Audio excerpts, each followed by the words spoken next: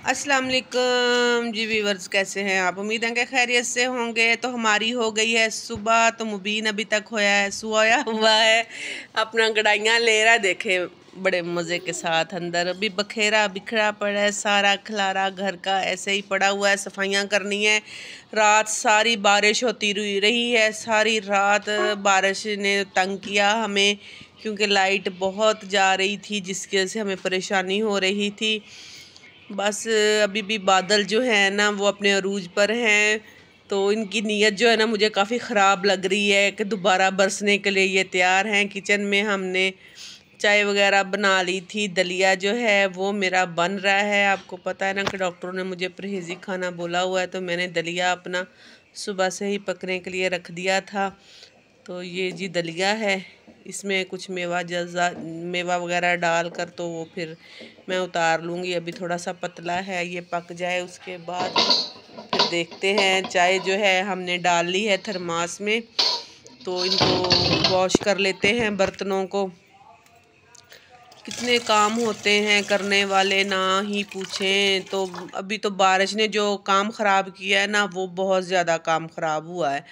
तो बर्तन धुल गए हैं। बर्तन धोने के बाद झाड़ू हमने कल लगा लें, कल सारी सफाइयाँ की, सारा काम किया, सारे घर को नीट एंड क्लीन किया। कल वाले व्लॉग में आपने देखा होगा कि कितने अच्छे से हमने डस्टिंग की, सारा घर साफ़ किया। फिर से वही मट्टी वही डस्ट सारा जो है ना हमारा प्रोग्राम बढ़ गया। तो दोबारा से फिर आज फिर वही रूटीन, फिर काम, फिर सफाइयाँ। इतनी बारिश हुई, इतनी वो हवा थी, मट्टी थी, जिसकी वजह से सारा घर ना गंदा हो गया। तो हमें दोबारा से फिर से ना वो सारी सफाइयाँ करनी पड़ी। तो उधर से वो पार्लर वाली लड़की है, उसका भी फ़ोन आ गया। किसी को मैंने बोला हुआ था मकान के लिए कि हमें ना मकान दिखा दें। वो पार्लर है वहाँ जहाँ पे हम जाते हैं। तो उन्होंने कहा कि आंटी आप आ जाएं, मेरे ना पार्लर के बिल्कुल साथ ही ना घर है सेहन वाला। आप सेहन वाला घर पूछ रही थी, तो आप आके ना देख लें। मैंने कहा अच्छा, अभी तो हम कर रहे हैं काम, सफाइयाँ वगैरह। जैसे ये कंप्लीट होती है तो हम निकलते हैं, तो आते हैं आपकी तरफ। लें जी, सफाइयाँ हो गई हैं सारी कंप्लीट। तो अभी हम निकलने लगे हैं मकान देखने के लिए। बादलों को देखें जी, ऊपर है माशाल्लाह, बड़े प्यारे लग रहे हैं। अल्लाह करे कि बारिश ना आए। बाहर निकल रहे हैं, पता नहीं अब कीचड़ वगैरह होगी कि नहीं होगी। बाहर गली में थोड़ा बहुत पानी तो है, बादल भी हैं। तो दिन को लग रहा है अब ना ही बारिश आए तो अच्छा है। पार्लर पहुंच गए हैं, तो अभी हम घर देखने के लिए जाते हैं। बिल्कुल इसके साथ ही घर है। ये जी घर है, ऊपर गैलरी बनी हुई है, ये रूम है, ये काफ़ी बड़ा सारा रूम है। उन्होंने दोबारा से कलर वगैरह करवाया हुआ है। ये छोटा सा एक स्टोर रूम बना हुआ है, जहाँ पे आप अपनी चीज़ें स्टोर कर सकते हैं। इसका ना बरामदा वगैरह नहीं था, एक कमरा ये है इसका। घर की सेटिंग तो मुझे सही लगी, इसकी बनावट जो है, लेकिन इसका जो बरामदा है वो नहीं था। और मसलन के जैसे कि बारिश होती है, बंदा अंदर आके बरामदे में चारपाइयाँ वगैरह रख लेता है, वो नहीं था। सेहन इसका बहुत छोटा है, बस यही इसका सेहन है। तकरीबन चार चारपाइयाँ जो है ना वो यहाँ पे आ सकती हैं। किचन है, ये किचन में भी कैबिनेट वगैरह कुछ नहीं है जैसे इस वाले किचन में है, नहीं है। यहाँ पर भी ऐसा कोई सिस्टम नहीं है, बस ऐसे सिंपल सा बना हुआ है, बस छोटा यही सेहन है बस इसका। तो ये बरामदा है जिसमें एक चारपाई बस डली हुई है, या एक और चारपाई इसको आगे करके रखते हैं तो एक चारपाई और आ जाएगी। मुझे कमरे तो बड़े बड़े थे, पसंद आए, लेकिन सेहन और बरामदे की वजह से ना मैंने ना उनको बोला कि ठीक है कि हम देखते हैं। रेंट पूछा तो रेंट भी उसने 16,000 बताया इतने छोटे से घर का।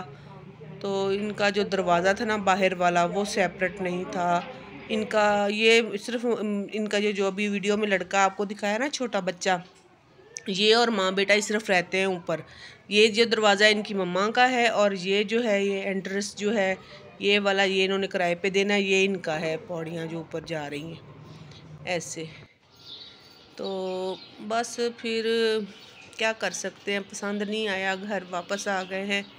घर वापस आके तो हमने सालन बनाना था, काफ़ी काम पड़े हुए थे। आज आपको एक रेसिपी देनी है हमने, वो हम आज आपको रेसिपी देते हैं। तो आज हम किचन में घुस गए हैं फिर से। उधर से फारिग हो के मकान वगैरह देख के हमने कहा कि चलें आज ना आपको एक नई रेसिपी देते हैं।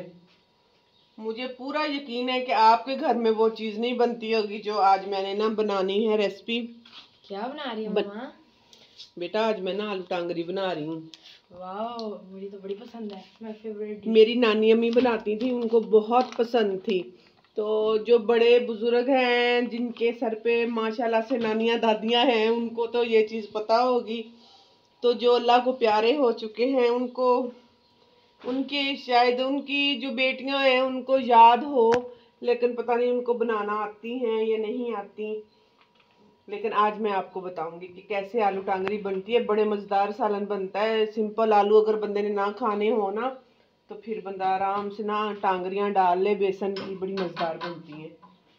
तो घी ख़त्म हो गया था बोतल में, मैंने कहा पहले डाल लूँ उसके बाद फिर ना प्रोसीजर करते हैं।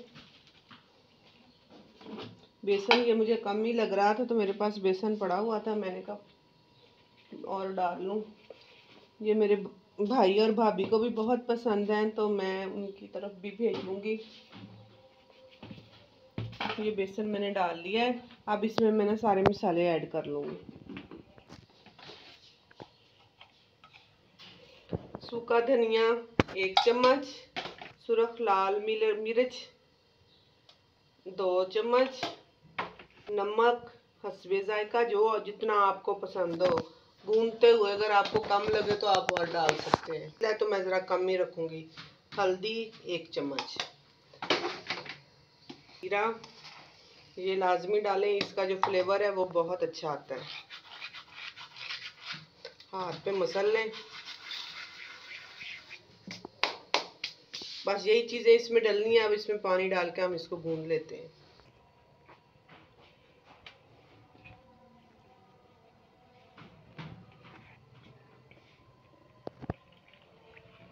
इसको ना बिल्कुल सख्त रखना है, नरम नहीं करना। अगर नरम हम इसको गूंदेंगे ना तो जो हमारी टांगरी है वो सही नहीं बनेगी। बिल्कुल इसको ना इतना सख्त, बिल्कुल सख्त रखना है। हाथों को तो ये चिपक जाता है, लेकिन इसकी डो जो है ना बिल्कुल सख्त रखनी है। मेरे हाथों को चिपक गया ये बेसन। बिल्कुल इस तरह की डो रखनी है, सख्त। तो हम बाहर चारपाई पे आ गए। आटा हमारा गूंद गया, ऑयल हमने कटोरी में डाल लिया है। ये ऑयल लगाना हाथों को बहुत ज़्यादा ज़रूरी है। अलहदा से ट्रे में रखते जाएंगे और बनाते जाएंगे। थोड़ा थोड़ा सा आटा लेना है। काम मेहनत वाला है लेकिन है मज़ेदार। बिल्कुल ऐसे बना लेनी है और रखते जाना है। जब इनको ऑयल लगा होगा ना, बेशक आप एक दूसरे के ऊपर भी रखेंगे तो ये चिपकेंगी नहीं। ये देखें,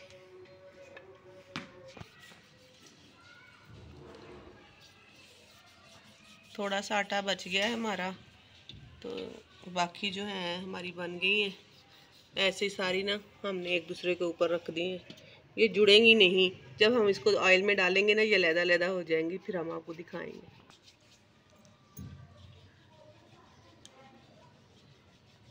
लो जी, माशाल्लाह से हमारी टांगरियाँ जो है कंप्लीट हो गई हैं। कोई इनको पकौड़ियाँ बोलता है, कोई टांगरियाँ बोलता है, तो मैं तो अपनी नानी की तरह टांगरियाँ ही बोलती हूँ। तो इनको अब मैं तल लेती हूँ।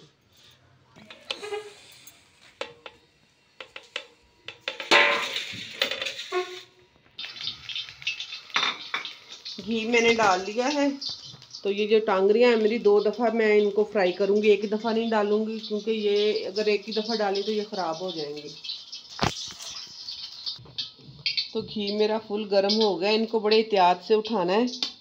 ये देखें ऐसे, तो घी में डाल देना है।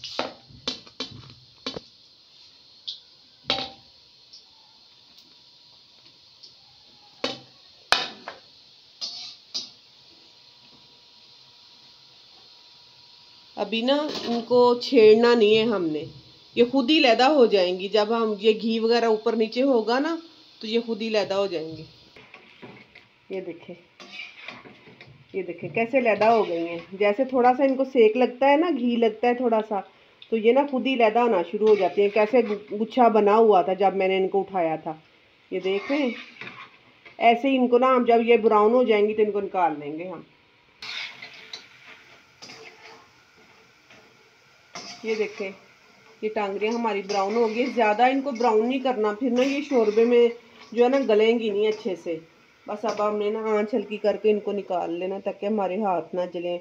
आपको पता है ना, फिर ये जो आंच होती है बाजुओं को लगती है तो फिर मसला बन जाता है।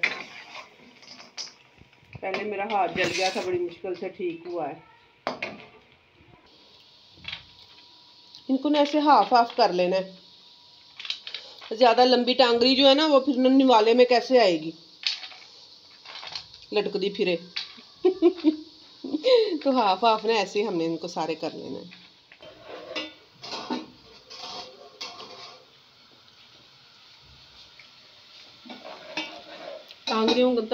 टांगरियाँ जो है वो तो हमारी बन गई हैं। तो बाकी जो है लाइट भी चली गई है माशाल्लाह से। अभी जो मसाला जो है हम भून रहे हैं, तो बाकी की रेसिपी आपको बताते हैं। आलू हमने काट लिए थे, तकरीबन 1 किलो के करीब आलू हैं। तो मसाला तो आपको पता ही है, जो जो चीज़ें ऐड करनी होती हैं वही होती हैं। बस टांगरियों की जो रेसिपी है वो मैंने आपको बता दी है, सिंपल। बस इसको अब डाल के भून लेना है हमने। टांगरियाँ हमने डाल ली हैं मसाले में। आलू नहीं पहले डालने, पहले टांगरियाँ डालनी है, क्योंकि ये ज़रा सख्त होती हैं। तो इनको पहले हमने थोड़ा सा गला लेना है, उसके बाद आलू डाल के भूनना है, फिर इसमें पानी ऐड करना है। अगर हम आलू साथ ही डाल देंगे ना तो फिर आलू जो है हमारे ज़्यादा गल जाएंगे और टांगरियाँ जो हैं वो ज़रा हार्ड रह जाएंगी।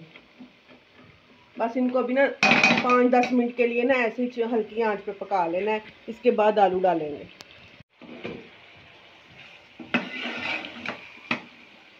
ये देखें, मसाला भी हमारा अच्छे से मिक्स हो गया, और जो पकौड़ियाँ हैं या टांगरियाँ जो भी आप अपनी ज़ुबान में इनको बोलते हैं, ये भी नरम हो गए। इस स्टेज पे आके अब हम आलू डालेंगे।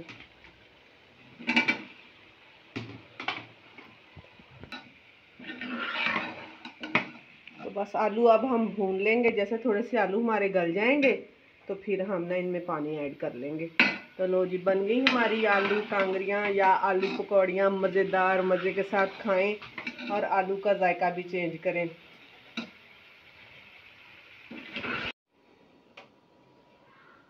तो गाइस, हमारा सालन हो गया है तैयार माशाल्लाह से।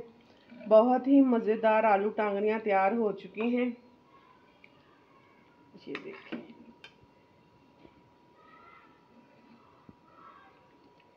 ये आप बनाएं घर में, बहुत ही मज़ेदार लगती हैं। खुद भी खाएं, अपने बच्चों को भी खिलाएं। तो अब हम चाहते हैं आपसे इजाज़त। दुआओं में याद रखिएगा। तो इस रेसिपी को ज़रूर ट्राई कीजिएगा। अल्लाह हाफिज़।